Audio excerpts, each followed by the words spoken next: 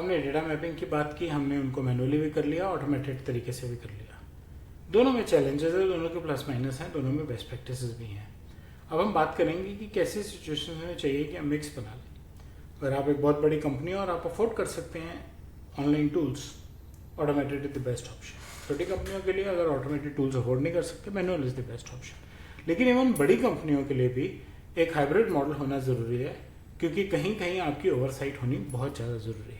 मेरे YouTube channel पे आपका स्वागत है, जिस पे आप रोज़ डेटा प्राइवेसी पे नया कंटेंट देखते हैं। जैसा कि मैंने कहा, अब हम बात करेंगे हाइब्रिड अप्रोच कैसे अपनाई जाए डेटा मैपिंग करते हुए। डेटा मैपिंग क्या है? डेटा मैपिंग कौन सा डेटा हम कलेक्ट कर रहे हैं, पढ़ाया तो कैसे यूज़ कर रहे हैं, कहाँ स्टोर कर रहे हैं, प्रोटेक्ट कैसे कर रहे हैं, डिलीट कैसे कर रहे हैं, शेयर कर रहे हैं थर्ड पार्टी के साथ तो कैसे कर रहे हैं, और प्रोसेस कर रहे हैं तो कैसे कर रहे हैं। 5 critical elements as per the Indian DPDP act 2023।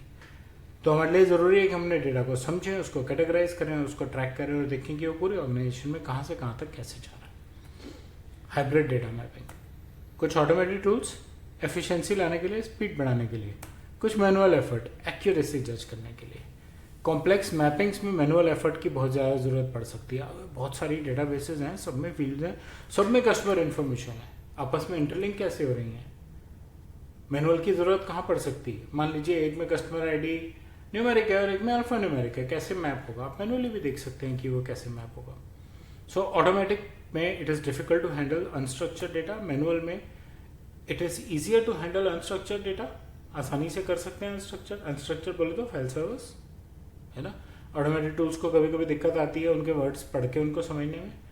Manual में थोड़ा टाइम कंज्यूमिंग है, थोड़े बहुत एरर्स भी आ सकते हैं, लेकिन एटलीस्ट उसको करना तो पॉसिबल है। तो आइए बैलेंस बनाएं ऑटोमेटेड और मैनुअल का। हाइब्रिड केस में एडवांटेजेस क्या मिलेंगे आपको बहुत बड़ी एक्यूरेसी मिलेगी, है ना। लेकिन AI जब ऑटोमेटिकली आपकी ट्रेनिंग के बेसिस पे भी डेटा को क्लासीफाई कर रही है, तो पॉसिबिलिटी है, क्योंकि ये नई चीज़ें हैं अभी, कि कहीं आपकी ट्रेनिंग में गैप रह जाए और कहीं उसकी अंडरस्टैंडिंग में गैप रह जाए, तो इसलिए आपको मैनुअली वो चेक करना पड़ेगा। तो हाइब्रिड हो गया अपने आप।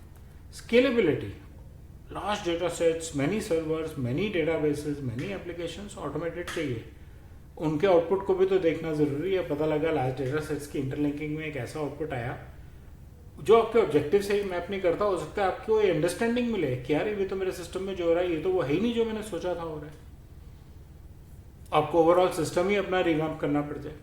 तो मैनुअली करेंगे तो क्वालिटी इंप्रूव करेगी। मल्टीपल कंप्लायंसेस को अगर आप डील कर रहे हैं, अगर आप GDPR, DPDP, CCPA, सिंगापुर सबको डील कर रहे हैं, तो उनको भी आपस में मैप करना और बेसिक डेटाबेसेस उन सबसे कैसे कंप्लाई हो रही हैं उसको मैप करना बहुत ज़रूरी है। और कॉस्ट इफेक्टिवनेस लाने के लिए भी आपको ऑटोमेशन करनी पड़ सकती है। कुछ कंपनियां आ सकती हैं कहीं की जो छोटे सिस्टम्स हैं या जो बेस लाइन है, मेरे पास बहुत टेक्निकल एक्सपर्टीज नहीं है, तो मैं कुछ टूल्स यूज कर लेता हूं जो मेरी सारी डेटाबेसेस के टेबल स्ट्रक्चर और उनकी इंटरलिंकिंग निकाल के मुझे दे दे। मिलते हैं। आप जनरली आउटसोर्स कीजिए, ब्लैंक डेटाबेस निकाल के किसी को दे दीजिए, वो आपको बना के दे देगा। और टूल्स के थ्रू भी कर सकते हैं। लेकिन अब उसके बाद मुझे उन मल्टीपल टेबल्स और डेटाबेसेस को कैसे इंटरलिंक करके अपना ऑब्जेक्टिव लाना है और उनको प्रोटेक्ट कैसे करना है। चलिए प्रोटेक्शन वगैरह तो आप कहेंगे कि जो तो प्रीवियस असेसमेंट का काम है, मैपिंग का नहीं है, बट आपको करना तो है। तो मैनुअली तो आपको एक्यूरेसी चेक करने और क्वालिटी को इम्प्रूव करने के लिए आना ही पड़ेगा। अपने सिस्टम को, लेगेसी सिस्टम्स को, मेरे पास हैं माउंस डेटाबेस यूज़ करने वाले कस्टमर्स हैं। मेरे पास एक कस्टमर है हेल्थ केयर का जिसके पास 15 साल पुराने IBM के हार्डवेयर पड़े हैं। हार्डवेयर को कुछ नहीं कर सकते। प्रोप्राइटरी ऑपरेटिंग सिस्टम्स हैं और उनमें कुछ ऐसा डेटा DB2 की बहुत पुराने वर्जन पे पड़ा है जो करंट वर्जन पे अपग्रेड भी नहीं हुआ। उसको आप डेटाबेस टूल से एनालाइज नहीं कर सकते, वो बैकअप भी नहीं ले पा रहे, है ना। तो क्या करोगे आपको मैनुअली जाना पड़ेगा। तो आपको हाइब्रिड अप्रोच लेनी पड़ेगी। अब ये सिस्टम्स क्लाउड पे भी हो सकते हैं, ऑन प्रेम भी हो सकते हैं, लेकिन आपको ऐसे केस में हाइब्रिड अप्रोच लेनी ही पड़ेगी।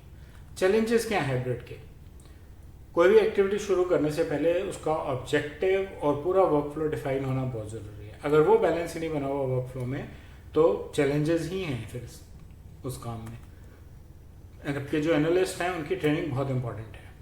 ट्रेनिंग को ये कंसिडर करना पड़ेगा कि रेगुलेटरी को कैसे आप हैंडल कर रहे हैं, और ऑटोमेटेड टूल्स और मैनुअल गवर्नेंस मॉडल्स का प्रॉपर मिक्स बनाना कभी कभी बहुत मुश्किल होता है।